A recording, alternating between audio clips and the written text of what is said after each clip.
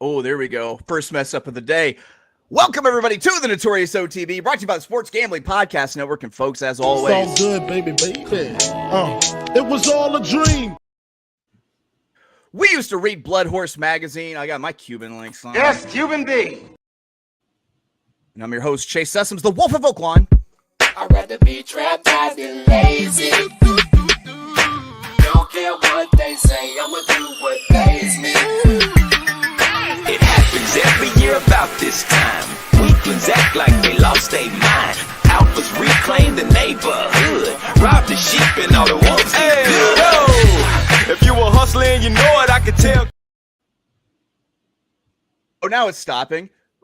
Everybody, welcome to the show. Joining me as always, you might know him as the Michelangelo of the crying Michael Jordan. He's your favorite capper's favorite capper. Ladies and gentlemen, Barry the Sniper Spears. Hey, don't rub on that. You block that. You understand? That's alpaca. That's $25,000 alpaca. You block that shit. Right. You don't rub on. Put the club soda on there. You understand? What's good, Barry? You understand? That's $25,000 alpaca. The finest of alpacas. Oh, there he is. Yeah, speaking of alpaca, I don't know what that transition is. We got someone joining us today. Ladies and gentlemen, you might know him from On the Wrong Lead. He is Captain Saratoga, Mark Kapitan. What?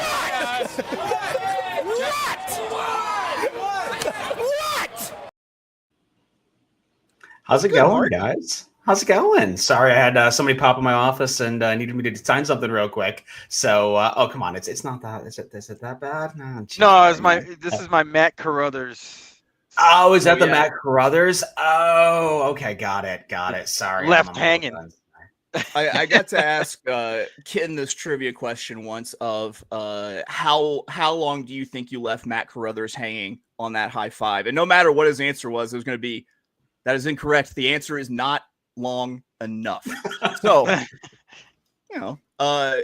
let's go ahead. Let's recap yesterday. Barry had his long shot run fourth. Mine was a late scratch. Great. That's fun. But hopefully we got some picks that don't scratch today because it's Travers week.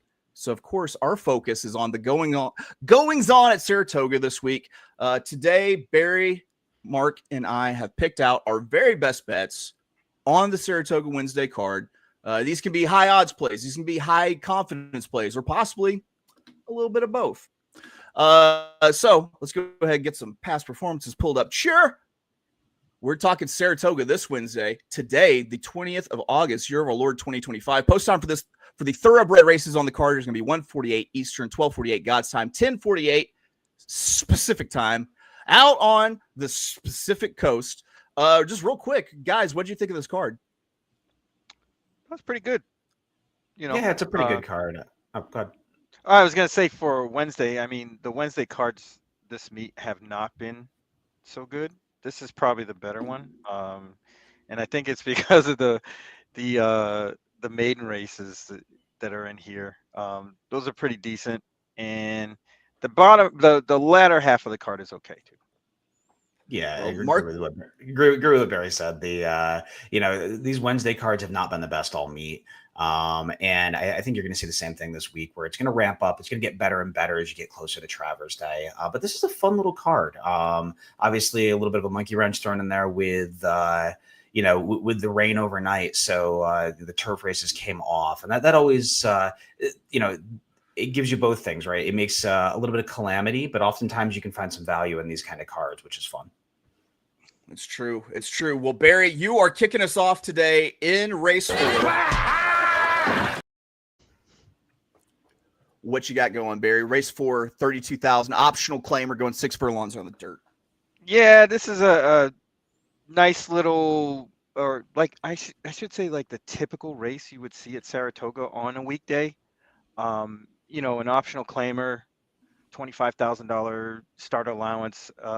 This is like New York's bread and butter, really. And these horses are kind of hard knockers. We've seen a lot of them. There's a 9-year-old in here, an 8-year-old in here. So these are pros, and usually it's pretty good racing. I ended up going with number 4, Barksdale. I think this horse is lone speed. I know you might see some horses in this race with some ones like Edmondson or even Stewie. But at least from what I'm seeing, it looks like Barksdale is the speed of the speed and is faster than those other two horses that may show some speed. And with Acoustic Ave being 9-5 on the rail, definitely a bet against for me. So we're going to go with Barksdale, actually, who has a nice little bullet on August 12th in preparation for this. So that kind of seals the deal with Irad, Will Walden. They really don't team up much, but when they do, they win. So everything looks aligned for Barksdale to win. So we're going to do a $10 win bet there. And I'm actually looking up to see if any of the horses are scratched in my double, and it doesn't look like it yet. So we're going to also do a $10 double with Barksdale, singling Barksdale, and then race 5, which is a maiden special weight for state breds, going a mile. I was state raised. You think I'm scared to catch a case? What's some bullshit? Yep, going a mile on the turf. And I used 2 horses in the 5th race. Top pick, I'll start with the 6 Haute Couture. I really like horses who kind of keep running off layoffs. So this horse improved after that layoff from May 8th to July 19th. I think there's still more improvement. This horse gets into a maiden special weight from a maiden claimer, which shows a lot of confidence from the barn. This horse ran pretty good on July 19th, and I think should run good today. And I'm also going to use the 2 Asking for a Friend, which would make it an Irad Ortiz daily double. Same sort of thing, but stretching out. This horse was going 5.5 and 6. Now stretching out to the mile. I think this horse might be, there's potential for lone speed here, but I'm not too sure. But I think this horse will definitely be forwardly placed. If anything, 7-2 is a fair price on a horse like this. So we're going to use the 2 and the 6 in the daily double. There we go. Are you in fact taking that to the hoop? We are. We're going to dunk it. Love dunking, guy. What are you talking about? And I know you do. It's true. It's true. Dude, I'm on a donut kick to the detriment of my waistline. Well, Mark, we're going to let you be the one to bring it home, because I've got a best bet in the exact same race that you're starting in. Race 8 furlongs, $40,000 claimer on the inner turf. I'm playing 2 bets here. The first one's going to be a $20 win on a horse I hope doesn't scratch, the number 7 Wonderful Justice for Joe Sharp. We get Joel Rosario up. I thought that this was an interesting race on the card on a day that didn't really, I think, yield many interesting non-maiden races. Even though Saratoga got light rain yesterday and got a bunch of it overnight, I'm still sticking with this pick. And I'm kind of thinking that, you might have a little bit of a chance to win from up front today. And that's what this 7 Wonderful Justice should do. I'm really excited for this play at 12-1. Granted, it might change a little bit given the changes from turf to off. And it looks like she went off of her top form from September and October of last year, but now might be sneakily rounding into that form again. It's hard to tell because we have some really dirty, running lines due to trouble, off-track races and softer going. So this horse has been running over absolutely everything. I'm hoping that it will handle the wet track, because if you toss all those out and believe that this horse is capable of getting a clean trip and running back to that fall of 2024 form, then you have a great price to hang your hat on. Joel Rosario being up in the irons for this one for Joe Sharp makes me like that pick even more, because I feel like I can kind of rely on Joel to take this one back a length or two, while the 2 horses that look like they definitely need to win this on the front end kind of duke it out. Between the 5 awfully, sorry, never mind. I'm frazzled, guys. Listen, my day is fucked up because they took the fucking turf races off and put them on the dirt. It's okay though. All right, guys, I'm also going to be playing a $2 exacta. It's going to be 7-8 with 3-7-8. So I'm using Wonderful Justice. I'm also using an overlay I really like with the 8 Skies Not Falling, for possibly the hottest jockey in all of North America right now, Jose Ortiz. I think that this one was going to be closing from a little bit further back, but I still like this price, so I want to include it on top in my exacta. Underneath in the exacta, and second is another horse that I think will be moving late along with the 8 Skies Not Falling, and that's going to be the 3 Johnny's Fireball. This one should be sitting mid-pack and launch from that position. So I'm using that one underneath as a horse that can maybe might be getting up a little bit later. So I'm a $20 win on number 7, Wonderful Justice, and a $2 exacta 7-8 with 3-7-8.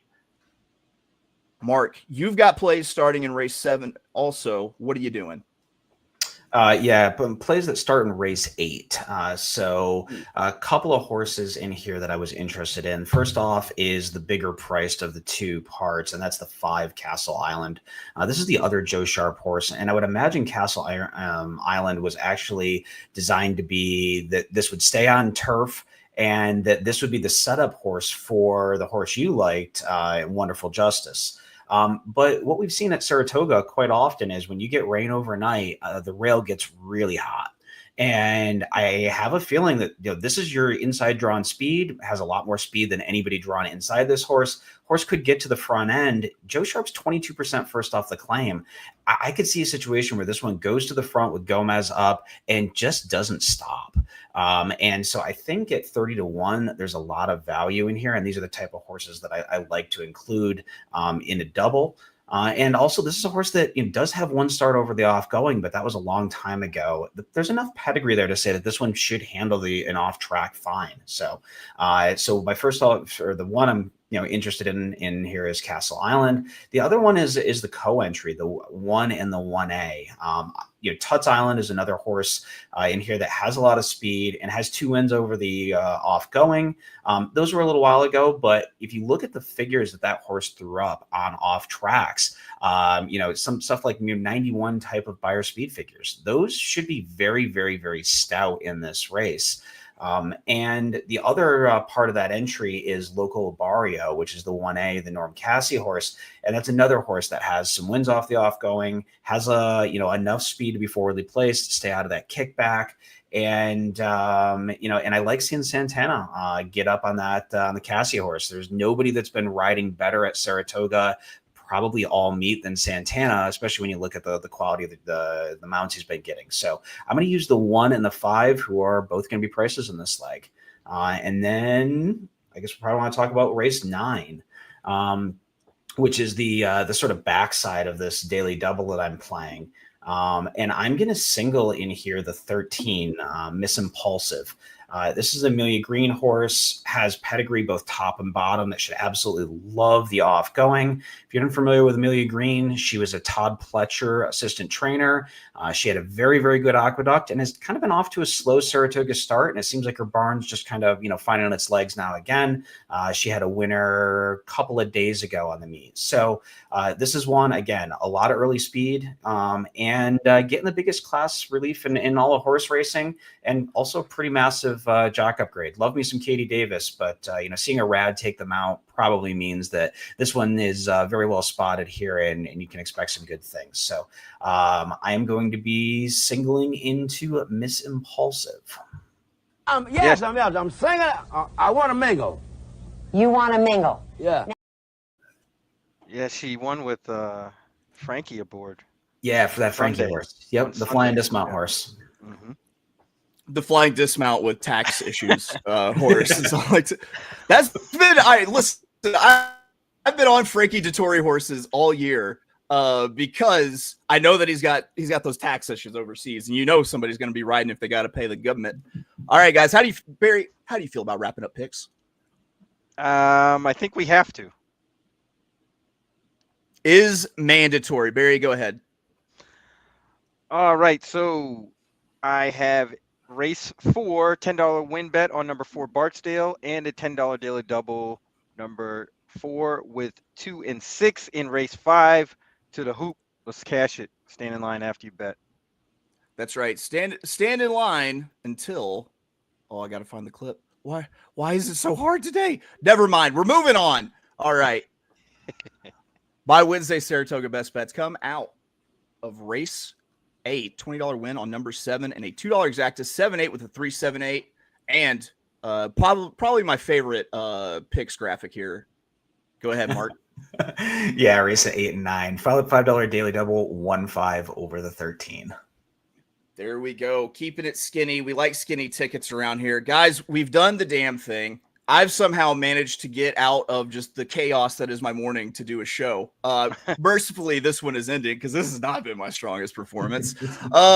Guys, what's going on for the rest of the day? What are you doing? What's everyone doing? Chilling.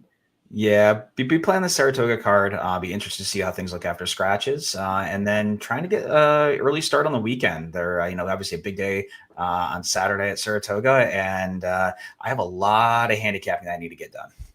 That's true. Well, Mark, real quick before we say goodbye, I want to hear your quick Travers take. It's a one horse race. I mean, I think it's really hard to get past Sovereignty in that spot. I mean, they do call Saratoga the graveyard of champions, but the field came up pretty soft, short field. The undercard races are better. Obviously, there's 5 G1s or so 6 G1s in a row, something crazy like that. Those are the races I think you're going to find value, and then you just kind of show up and watch the show.